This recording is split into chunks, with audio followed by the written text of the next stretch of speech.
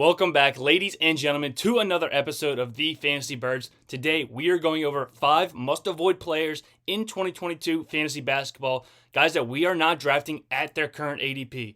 Not necessarily guys that we want to be avoiding at all costs, just at their current average draft position, we want to be fading them as long as their price stays the same. But if you can get them at a value, by all means, go ahead. Also, in the comment section, let me know what you think about these fades. If you disagree or agree, let me know. Love hearing you guys' opinion.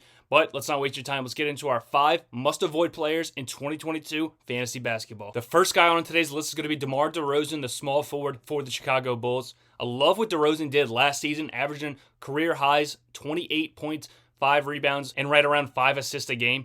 But if we look at what he did last season, maybe has something to do with a lot of the injuries that happened to this Bulls team during the year. We saw Lonzo Ball, we saw Alex Caruso go down. That definitely aided DeRozan into taking that next step in this offense alongside Zach LaVine.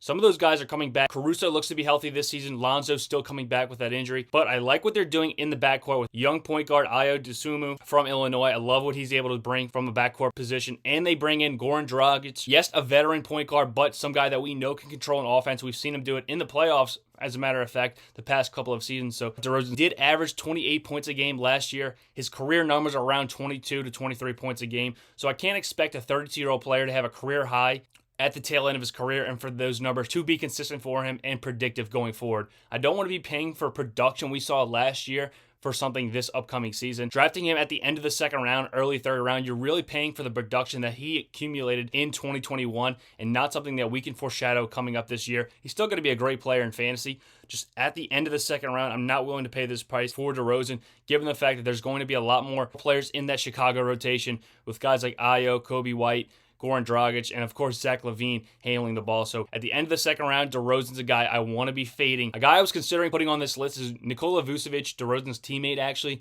I didn't throw him on there, but a 32-year-old center, not the most athletic guy in the world, who now has suitable backups behind him in that rotation. So we saw Vucevic's numbers decline from what he was in Orlando when he was the main guy, the only guy in that offense for the Magic, taking a back seat in this DeRozan-LaVine offense. So Vucevic is not a guy I love at his ADP, but definitely someone I'm not fading out of the 4th round. Just not willing to draft him in the 3rd round like where he's going in a lot of drafts. Second guy on this list, and a guy that I really want to be fading almost everywhere I can in the 5th and 6th round, it's going to be Jonas Valanciunas, the big man for the New Orleans Pelicans. Great season from Valanciunas in 21 with a lot of injuries that this Pelicans team had to deal with, averaging 18 and 11 rebounds. A nightly double-double, some would say, for Valanciunas. Definitely a consistent stat pattern, but this Pelicans team is young, and they are finally healthy with Zion Williamson, Brandon Ingram, and CJ McCollum, new addition to the team. If you're going to tell me Valanciunas is going to put up his 18 and 11 like he did last season, he's going to be a great pick at his current ADP, but I don't buy it this upcoming year with Zion and Valanciunas not really complementing each other in the offense.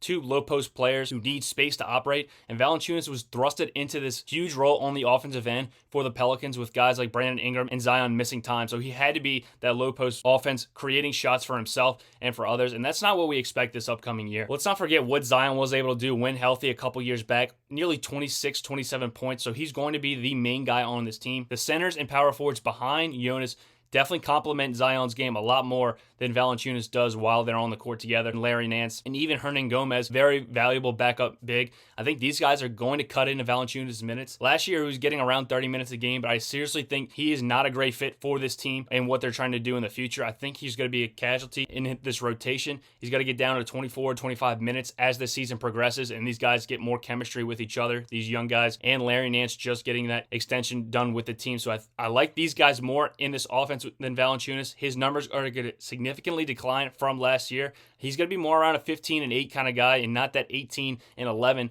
while you're drafting him in the 6th round. So Valanciunas, definitely a guy at all costs I'm avoiding in the 6th round. After that, you could take a flyer on him, but where he's going currently, it just doesn't make sense with these new pieces in this offense.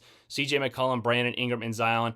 Valanciunas is going to be the 4th option in this offense, and for a very limited big guy on the defensive end, not someone I'm willing to draft in the 6th round of your fantasy drafts. Please do not make this mistake on Jonas Valanciunas. Our number 3 guy on the must-avoid list is going to be Tobias Harris, the wing for the Philadelphia 76ers. If you look at Tobias' numbers from last year, you would think a guy averaging 18 points, 7 rebounds, and nearly 4 assists is a great pick in the 7th to 8th round of your fantasy drafts. But once Tobias Harris was relegated to that 4th option on his team, when James Harden was traded halfway during the season, Tobias' numbers dropped drastically. He went from 18 points a game to nearly 14 a game game, being that fourth option behind James Harden, behind Joel Embiid, and behind Tyrese Maxey. And I don't think his ADP has adjusted to this new role on his team. You're drafting Harris on where he finished last year as a collective whole on the season, and not what he was doing the last month of the season with James Harden as the new point guard of this team. It's going to be very hard for Harris to carve out a role in this offense when such ball-dominant players like Embiid, Harden, and Maxey are always going to be ahead of him in the offensive game plan for the 76ers team. So as long as Harris's draft position is sitting around the 7th round, there's no way I'm drafting a fourth option on his team that doesn't provide me much defensive statistics as well. I mean, nearly half a steal and half a block a game. Nothing you love seeing out of a power forward like Tobias Harris with such great length. So Harris definitely a guy I'm avoiding for that offensive role he's going to have on this team and the defensive numbers that just aren't that impressive from him last season. The next guy on this list is going to be Julius Randle, the power forward for the New York Knicks. One of the most controversial guys on this list. It's kind of hard for me to put Julius on this podcast just because of how dominant he's been in fantasy the last 2 years. I mean, really the best player for this Knicks team, especially 2 years back when he carried them to the playoffs as that point forward, where he's averaging 20 points, 8 rebounds, and nearly 8 assists. I mean, really doing it in every offensive category for you, but we've seen his efficiencies degrading as his career has gone on, and I really think Randle was just profiting from being the sole player in this offense trusted by the coaching staff. RJ Barrett is developing in his third year into a very trustworthy offensive wing for this team, and they signed Jalen Brunson, a guy who I believe his ADP has gotten well out of hand going in the 4th round of fantasy drafts. I wouldn't be taking him that high, but I really do like Brunson to be a great player for this Knicks team. I think his assist numbers and points are going to increase nearly 25%, given the role he's going to have in New York compared to what he saw with Luka Doncic in that backcourt for Dallas. If Randle's usage isn't as high as it has been in the last 2 years with new point guards and emerging RJ Barrett in this team, I don't think Randle's going to be able to put up the numbers to warrant a 4th round pick in fantasy drafts. Definitely a guy I don't want to be avoiding at all costs because I think in the 5th and 6th round, he's still going to have a huge role for this team that should be a poorly run offensive team, even with the addition of Brunson. So if you can get him a round or two after his ADP, if he's dropping for some of these concerns that people might have, definitely a guy I would not mind snagging at a discount. But currently in the 4th round, someone I want to be fading. In addition to his usage dropping with Brunson, a ball-dominant player coming into town, we have to realize that I think Robinson's going to clean the glass for a good defensive New York team,